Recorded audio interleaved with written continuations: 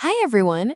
Today we're starting with the basics of English grammar, the 8 parts of speech. With over 1 million words in English, how do we know which ones to use and how to make our sentences clear? That's what we're about to explore in a fun dialogue between Professor Burns and her student Sam. But first, a quick shout out.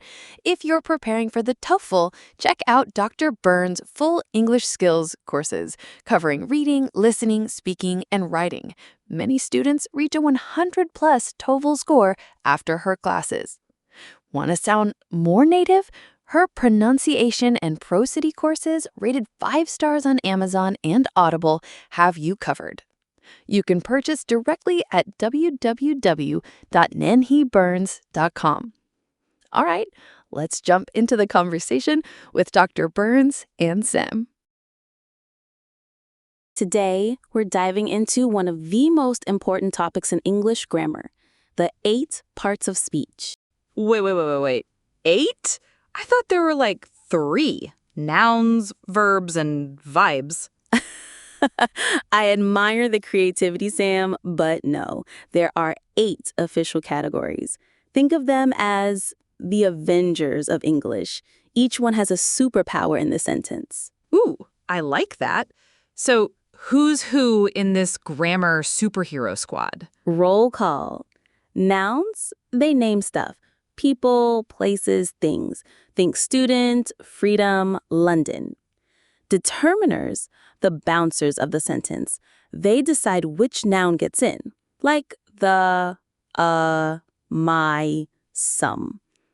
Pronouns, they're the stand-ins. Instead of saying Sam 50 times, we say he. Saves time and breath. Verbs, they're the action stars. Run, learn, is. Without them, nothing happens, literally. Adverbs, these are like sentence glitter. They describe how, when, or where something happens. Quickly, often, very. Adjectives, they're the stylists that give nouns a makeover. Happy, tall, blue. Prepositions, think of them as direction signs. In, at, with. Conjunctions, they're the glue. And, but, or. Without them, chaos. Whoa, grammar is deeper than I thought. But wait, do words ever switch teams? Like a noun suddenly deciding to be a verb? Absolutely. English is sneaky like that. It's all about context. Take the word stone. Okay, stone. Like, I threw one at my brother. Exactly. The crowd began throwing stones. Noun. But the crowd stoned the police. Now it's a verb. And the house has stone walls. There, it's an adjective. Same word, 3 jobs. That's multitasking on a resume. That's why context is everything. You can't just look at a word and guess. It's like judging a book by its cover, but the book changes covers halfway through. Mind-blowing. And speaking of mind-blowing, did you know English is an analytic language? Is that when I analyze Netflix options for 3 hours and still watch the same show? Not quite. Analytic languages, like English and French, rely on word order to make meaning. We don't use many endings or fancy suffixes to show a word's role. Instead, it's all about position. Oh, like a dog is chasing a cat versus a cat is chasing a dog.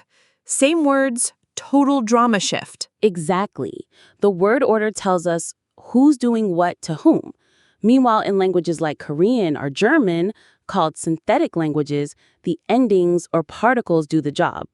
So in Korean, they can flip the sentence around and it still means the same thing. Yes. For example, 고양이가 개를 쫓고 있어요. 개를 고양이가 쫓고 있어요. Both mean the cat is chasing the dog. The particles 가 and 를 tell us who's the subject and who's the object. Okay, so Koreans got grammar GPS and English just hopes you read the map right. Brilliant metaphor, Sam. And in German, die Katze jagt den Hund. Den Hund jagt die Katze still means the same because of the case endings die and den. Wow. English is kind of the minimalist of the group, huh? Exactly. Minimalist but picky. Because we don't have many grammatical signals, word order is absolutely vital. Grammar, now with life or death word placement. Pretty much. And that brings us to one of my favorite examples. Don't talk the talk unless you can walk the walk. Ah, a classic. But wait, talk and walk show up twice. What's going on there? Great catch, Sam. In the first part, they're verbs, actions. In the second, they're nouns, concepts. Their role shifts depending on where they sit in the sentence. So basically, words are shapeshifters? Exactly. That's why understanding parts of speech isn't just grammar geek stuff. It helps us become better readers, speakers, and writers. All right, Professor, you've convinced me. Let's do this. One part of speech at a time, like linguistic ninjas. I love the enthusiasm. Buckle up, Sam. We're about to unlock the full power of English. Want to hear it as a lecture? Listen now to Dr. Burns' assistant, Mr. Chad, narrate the lesson. Unlocking English, the 8 parts of speech. Get ready to see words like never before. Hey there. Have you ever stopped to think about how we make sense of the millions of words in the English language? It sounds wild, but don't worry. English has a built-in system to help us stay organized. It's called the parts of speech. What are parts of speech anyway? Imagine every word in English having a job, just like people do in a team. Some words do the action, like running or jumping. Some name things, and others connect ideas or describe details. The role a word plays in a sentence is what we call its part of speech. There are 8 main parts of speech, and every word in English belongs to at least one of them. Nouns, names of people, places, or things. Student, freedom, London. Determiners help point to nouns, the, a, my, some. Pronouns replace nouns, he, she, it, they. Verbs show actions or states, run, learn, is. Adverbs describe how, when, or where something happens, quickly, often, very. Adjectives describe nouns, happy, blue, tall. Prepositions show direction, place, or time, at, with. Conjunctions link words or ideas and but, or. One word, many jobs. Context is key. Here's where things get exciting. One word can do different jobs depending on how you use it. That means a word's part of speech isn't always obvious just by looking at it. You have to see it in action. The crowd began throwing stones. Stones is a noun. The crowd stoned the police. Stoned is a verb. The house has stone walls. Stone is an adjective. Same word, different role. That's why context is everything. Why English word order matters. Let's talk linguistics. Languages can be synthetic or analytic, and this helps explain why English grammar works the way it does. In synthetic languages, like Korean or German, word endings, called inflections, tell you a word's job. So you can move words around and the meaning often stays the same. Korean example, 고양이가 개를 쫓고 있어요. The cat is chasing the dog. 개를 고양이가 쫓고 있어요.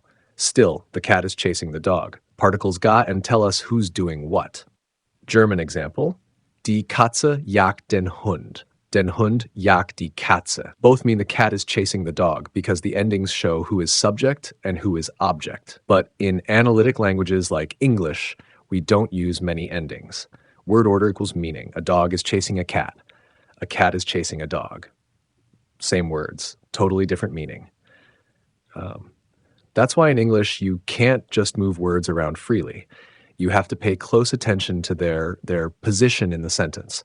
The order tells you which word is the subject, which one is the object, and what part of speech each word plays. Let's break it down with an example. Don't talk the talk unless you can walk the walk. In the first part, talk and walk are verbs, actions. In the second part, they act as nouns, the ideas of talking and walking. Same word, new role, just by changing where it appears in the sentence. Cool, right? What's next? Now that you know English is an analytic language and that word order context equals meaning, you're ready to dive into each part of speech in detail. You'll learn not just how they look, but how they behave and how to use them like a pro. Let's unlock the power of words, one part of speech at a time.